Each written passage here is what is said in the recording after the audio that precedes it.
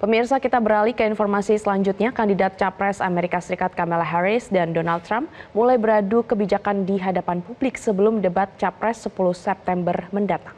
Isu-isu terkait dengan hak reproduksi dan juga Israel-Palestina mencuat minggu ini. Untuk laporan selengkapnya dan berita lainnya dari Amerika Serikat, kami langsung bergabung dengan jurnalis VOA ada Valdia Baraputri langsung dari Washington DC. Valdia, bisa Anda paparkan seperti apa perdebatan kedua pihak mengenai isu reproduksi dan Israel-Palestina ini?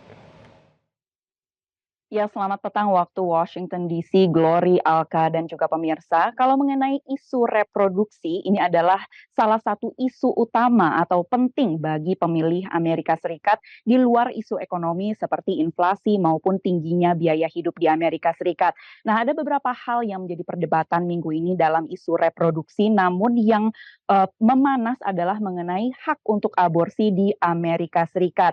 Dalam kampanyenya di negara bagian Georgia, Kamala Harris mengatakan pada pendukungnya bahwa jika Trump terpilih lagi menjadi presiden, sudah pasti ia akan membuat undang-undang larangan aborsi nasional. Di bawah pemerintahan Trump, Mahkamah Agung AS memang menganulir hak aborsi nasional di Amerika Serikat. Nah, Kamala juga mengatakan lagi bahwa jika ia terpilih menjadi presiden dan jika Kongres AS menandatangani rancangan undang-undang yang menjamin hak reproduksi di Amerika Serikat, maka ia akan menandatanganinya sebagai peraturan untuk Amerika Serikat yang berarti mengembalikan hak aborsi pada warga AS.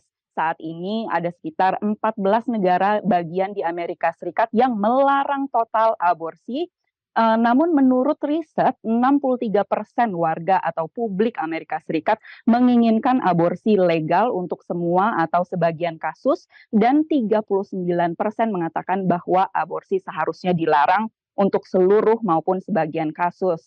Dalam kesempatan yang lain, Trump pada sebuah wawancara mengatakan bahwa ia mungkin akan mendukung pelonggaran restriksi larangan aborsi di negara bagian tempat tinggalnya, yakni negara bagian Florida.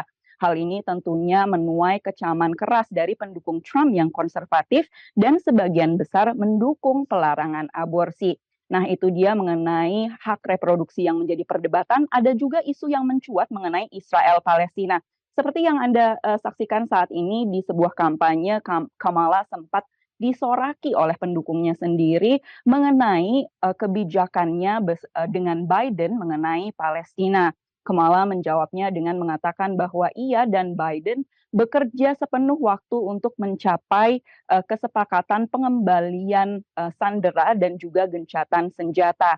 Sementara cawapres dari mantan Presiden Trump, yakni J.D. Vance, yang seperti Anda lihat di layar kaca ini, berkampanye di sebuah negara bagian Wisconsin dan ia mengkritisi Kamala akan kebijakannya menahan senjata atau menahan pengiriman senjata ke Israel.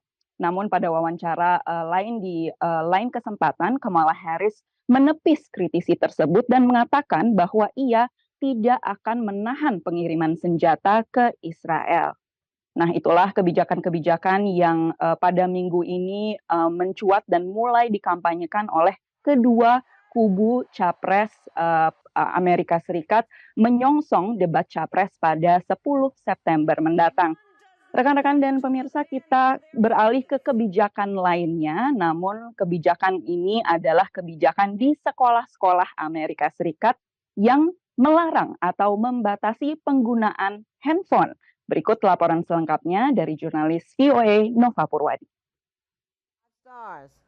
Semakin banyak negara bagian di Amerika Serikat menggulirkan larangan atau setidaknya memberlakukan restriksi terhadap penggunaan ponsel saat kegiatan belajar mengajar di sekolah. California salah satunya. As an educator, I had very difficult interactions with students who answered phones in the middle of class, who didn't want to put them away.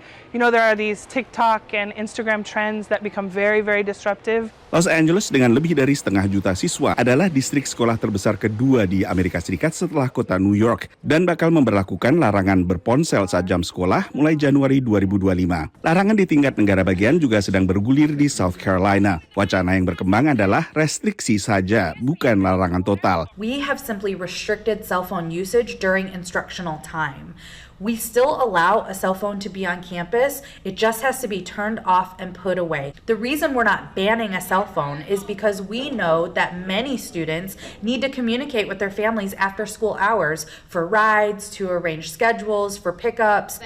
Dengan restriksi terbatas ini, pengajar mencermati adanya perubahan positif, termasuk interaksi lebih sehat antara sesama siswa dan juga meningkatnya fokus saat belajar. Sebagian distrik sekolah mencoba cara kreatif, seperti menaruh ponsel di sebuah kantong khusus yang terkunci hingga jam pulang sekolah. We have to use it. We can't unlock it at all. We can't have it during lunch, brunch, anything, only for emergencies. Dompet pintar buatan Yonder ini mulai digunakan di distrik sekolah di Concord, tak jauh dari San Francisco, negara bagian California. Ya, itu tadi rekan-rekan dan pemirsa, jadi tinggal pilih ya, HP-nya digembok, ditinggal di rumah atau dimatikan selama proses belajar mengajar.